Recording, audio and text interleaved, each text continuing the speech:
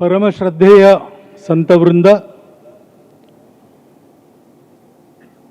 उपस्थित मंच पर सभी मान्यवर, नागरिक सज्जन, माता भगिनी, ऐसे कार्यक्रम में जिस दिन समरसता की चर्चा हो रही, उस दिन सहभागी हो पाना मेरे लिए सौभाग्य का विषय है। और आपका भी अनुभव है और मेरा भी अनुभव है कि 3 शब्दों में यहां जो समारोह हो रहा है उसका सटीक वर्णन आता है।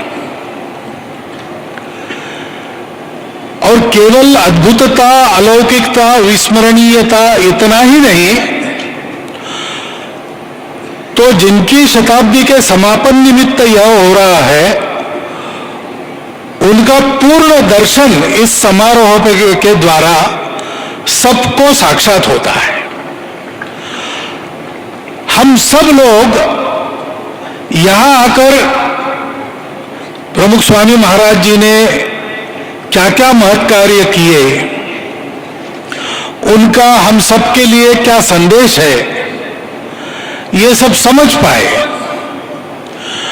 और आंखों से जो देख रहे उसके पीछे थोड़ा और सोचेंगे तो हमारे सामने ये बात स्पष्ट हो जाएगी कि प्रमुख स्वामी महाराज ने क्या किया, ये तो यहां जानकारी मिल रही है हमको, हमारे ज्ञानेंद्रियों से हम उसको ग्रहण कर रहे हैं। उनका हमारे लिए क्या संदेश है हम यहां देख रहे, सुन रहे। लेकिन देखने सुनने के भी परे वो क्या थे, इसके तरफ हमारा मन जाता है। और ये बात बड़ी महत्व की बात है, क्योंकि प्रमुख स्वामी महाराज ने ये जो सब किया है, ये उनको करने की आवश्यकता क्या थी? तो वैसे देखा वो भी कह सकते कि मुझे तीनों लोकों में कोई कर्तव्य शेष नहीं है, कुछ करने का नहीं है, मैंने पाया नहीं ऐसा दुनिया में कुछ नहीं है, और ऐसा भी कुछ नहीं है जिससे पाने की और इच्छा मैं करूं। परंतु मैं फिर भी ये कर्म इसलिए करता हूं कि इस जगत में सृष्टि चलती रहे, इसलिए मुझे करना आवश्यक है। मैं करूंगा तो लोग अनुसरण करेंगे। जो हमारे द्वारकेश लाल जी महाराज ने आपको बताया कि उन्होंने जी कर बताया, संत यही काम करते हैं। उनको यहां आने की आवश्यकता उनके लिए नहीं होती, लेकिन ये सृष्टि चलनी चाहिए, उसी को धर्मचक्र प्रवर्तन कहते हैं। सृष्टि चलने के मार्ग में चलते चलते ही कुछ बाधाएं उत्पन्न होती, अवरोध उत्पन्न होते। जैसे कोई मशीन चलता है तो जंग भी चढ़ जाता है, तेल जमा होता है, उसको साफ करना पड़ता है बीच बीच में, तो ठीक से चलता है। ये काम करने के लिए आते हैं। संत तुकाराम महाराज ने ऐसा बताया कि हम तो रहने वाले वैकुंठ के हैं, आए इसलिए कि ऋषियों ने जो बताया उसका सत्य भाव से वर्तन करके दिखाना है। क्योंकि आखिर हम इन शब्दों पर जाते हैं, क्या क्या कृति हुई उस पर जाते केवल, तो आगे चल के हम गलती कर बैठते, ऐसा हो सकता है। ये जो सामाजिक विषमता की बात है, वो गत कम से कम 2000 वर्षों से जो हम गलती करते चले आए, अधर्म को ही धर्म समझते आए, उसका परिणाम है। धर्म में तो कहीं ये बताया नहीं ऊंच नीच, धर्म के तो 4 ही खंडे हैं, सत्य है, करुणा है, अंतर्बाह्य शुचिता है, और ये सब प्राप्त करने के लिए तपस्या है। पद्मश्री कामले जी ने आपको बताया, मन के अहम भाव के कारण विषमता है, ये बात बिल्कुल सही है। कुल का अभिमान, धन का अभिमान, बल का अभिमान, रूप का अभिमान हम लोगों को बाकी लोगों को हेय मानने को मजबूर करता है। जिनका अपना कुछ है नहीं, अहम भाव भी नहीं है, जो सत्य के साथ एकाकार हो गए हैं, ऐसे महात्मा जी सकते हैं समरसता को। और समरसता ये भाषण का काम नहीं है, ये जीने का काम है। गलत जीने की आदत को बदलकर सही जीना अगर करते हैं हम, तो समरसता आपको बतानी नहीं पड़ेगी, अपने आप समरसता उत्पन्न हो जाएगी। ये कैसे करना? प्रमुख स्वामी महाराज जैसे पहुंचे हुए संत उसको करते हैं। उनको लेना देना क्या था? उनको लेना देना यही था कि सृष्टि चलनी चाहिए, ये संतों का काम है, और इसलिए लोक संग्रह होना चाहिए। गीता में जो लोक संग्रह का कार्य कहा है वो उन्होंने किया। लोगों को उन्मार्गगामी नहीं होने देना, गलत रास्ते पर जाने नहीं देना, उनको सन्मार्गगामी बनाना। सन्मार्गगामी होने से अपने संकट अपने आप दूर हो जाते। संकट दूर करने के बहाने से संत हमको सन्मार्गगामी बनाते। और इसलिए हमको यह सोचना चाहिए, प्रमुख स्वामी महाराज जी ने इतना प्रेम, सबसे प्रेम, कोई भेदभाव मन में नहीं। यह कैसे हुआ?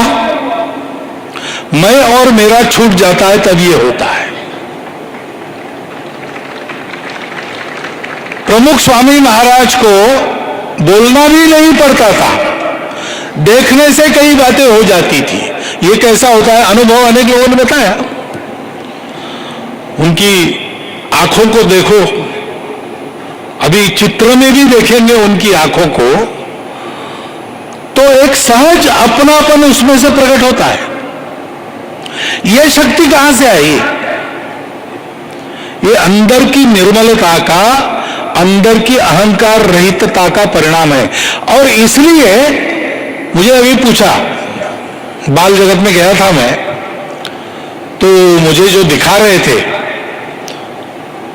बालक, दिल्ली के थे, विश्वकर्मा, उन्होंने मुझे पूछा, बोलते बोलते वो भी इतने संकोच रहित हो गए, उन्होंने मुझे सीधा पूछा कि आपको कुछ प्रमुख स्वामी महाराज जी का अनुभव है क्या?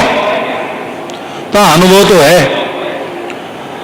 मैं उनके साथ 4-5 बार तो मिला हूं, 4-5 बार ही मिला हूं, लेकिन अनुभूति है।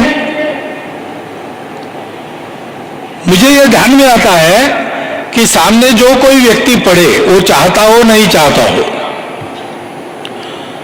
वो उसके छोटे से गुणों को भी पहचान लेते थे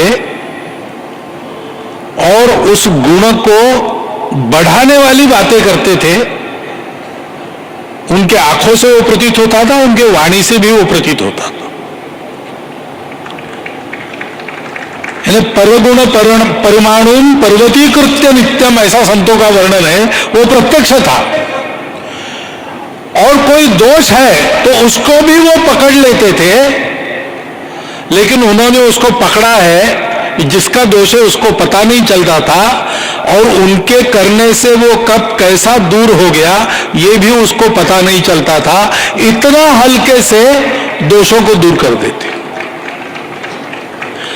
ये मेरा अपने बारे में प्रत्यक्ष अनुभव है। ना मैं अपना गुण बता रहा हूं, ना मैं अपना दोष बता रहा हूं, वो ठीक नहीं है, लेकिन उन्होंने ये किया है, मुझे मालूम है। और इसलिए कोई आश्चर्य नहीं है, जितने संपर्क में आए उनको सबको लगता था कि प्रमुख स्वामी जी हमारे हैं, मेरे हैं।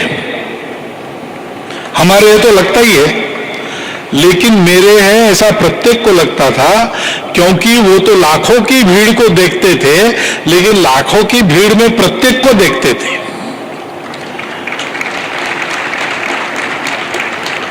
वो लाखों की भीड़ को भीड़ नहीं मानते थे, वो उन लाखों को एक ही परमात्मा के पार्थिव रूप मानते होंगे, ऐसा मुझे लगता है। और इसलिए निरंतर जीवन भर उन्होंने काम किया। इतनी बड़ी कर्म शक्ति, इतने सारे मंदिर बनाना, दिन रात परिश्रम करना। मैं देख रहा था कि उनको अंत में एक कांच के कमरे में उनके स्वास्थ्य के लिए बंद रखना पड़ा, तब भी वो दर्शन देते थे, तब भी वो जितनी हो सकती उतनी बात करते थे। उनके अपने लिए नहीं थी, उनके लिए कुछ कर्तव्य नहीं था, वो पहले से कृतार्थ थे। ये सारा चला वो लोगों को सन्मार्गगामी बनाने का, लोक संग्रह का काम करने के लिए चला, समता के भाव से चला। गीता में जो वर्णन है ऐसे लोगों का, वो पूरा का पूरा समत्वम योग उच्चते। हम देखते थे हर परिस्थिति में निश्चल, प्रसन्न। और हम अगर किसी परिस्थिति से विचलित हो गए, उनके पास बैठे तो बिना कुछ पूछे, बिना कुछ उनके बताए हम स्थिर हो जाते थे, शांत हो जाते थे। ये तो आपका सबका अनुभव होगा। वहां कुछ बताना नहीं पड़ता था, क्योंकि सब मालूम हो जाता था। स्वयं का अंतःकरण इतना शुचितापूर्ण, इतना निर्मल है कि सबके अंतःकरण को वो मनुष्य में से देख लेते थे। पारदर्शी कांच जैसे मनुष्य उनके सामने बन जाते थे, जाकर बैठते तो उनको सब पता चलता था। और सब अपने हैं, क्योंकि वो जिस स्थिति में थे उसमें तो वसुधैव कुटुंबकम का भाव प्रत्यक्ष उनके विचार में आ जाता था। तो सबको प्रेम से देखते थे, और जहां प्रेम है वहां भेद नहीं रहता। आखिर समरसता क्या है? प्रेम है। मेरे जैसा नहीं है, बुद्धि से कम होगा, शक्ति से कम होगा, रूप से कुछ होगा, बल से कुछ होगा, लेकिन वो है मेरा अपना।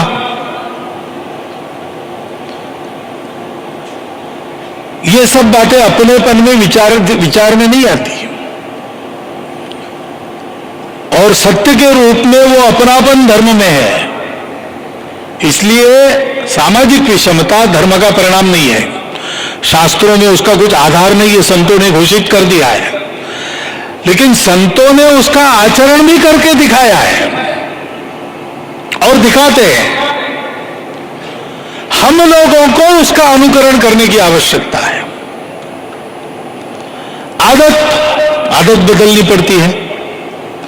आदत बदलने जाएंगे तो वही अहंकार भी कभी कभी आड़े आता है।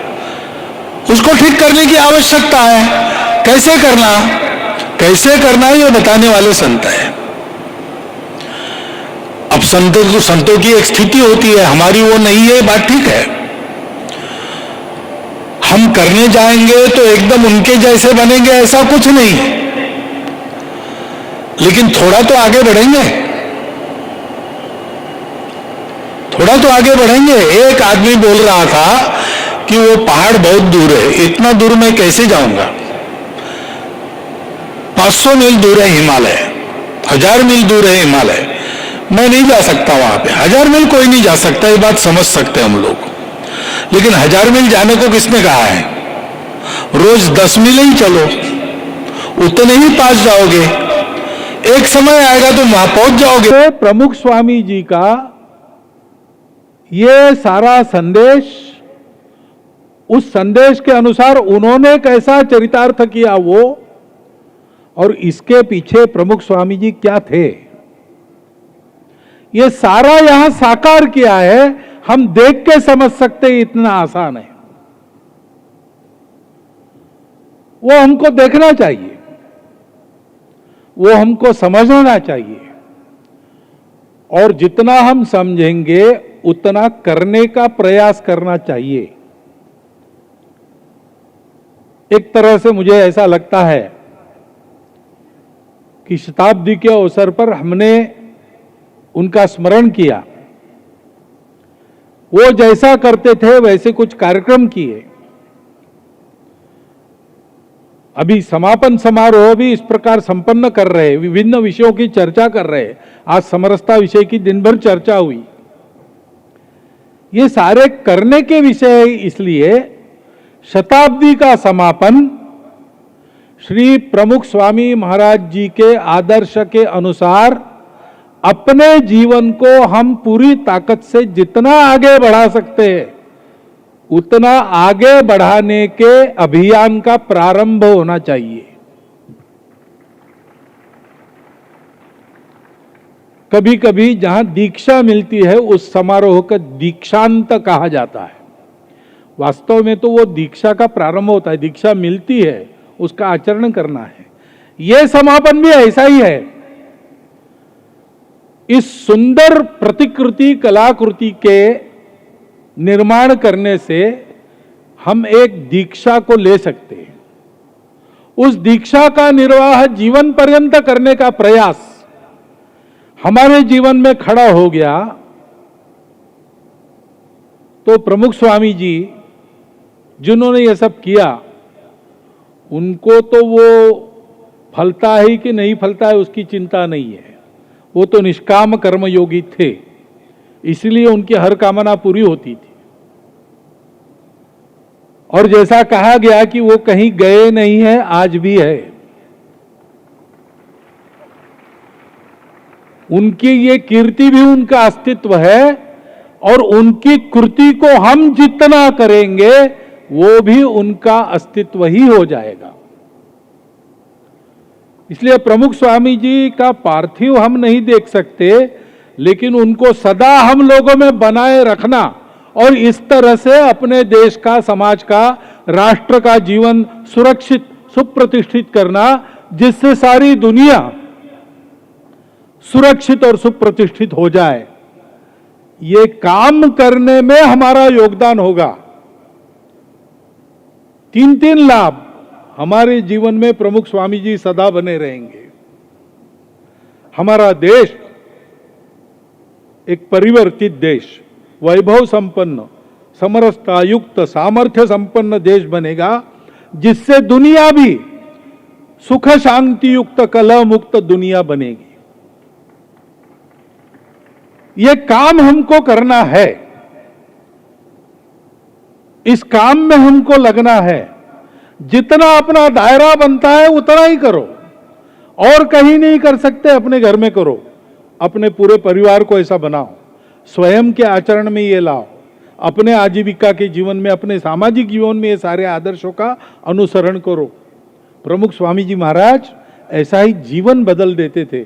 मैंने अनेक तरुणों को देखा है, पाश्चात्य संस्कृति की बिल्कुल छाया के अंदर जो पड़े हैं और सब भोग विलास के साधन उपलब्ध है और आयु भी उसके लिए अनुकूल है, परंतु प्रमुख स्वामी जी महाराज का एक शब्द सुना, उनका हाथ सर पे पड़ा, उन्होंने कुछ एक आधी छोटी सी सूचना की तो रोज पूजा करते हैं, शाकाहारी रहते हैं, भूमि शयन करते हैं और रोज सेवा करते हैं।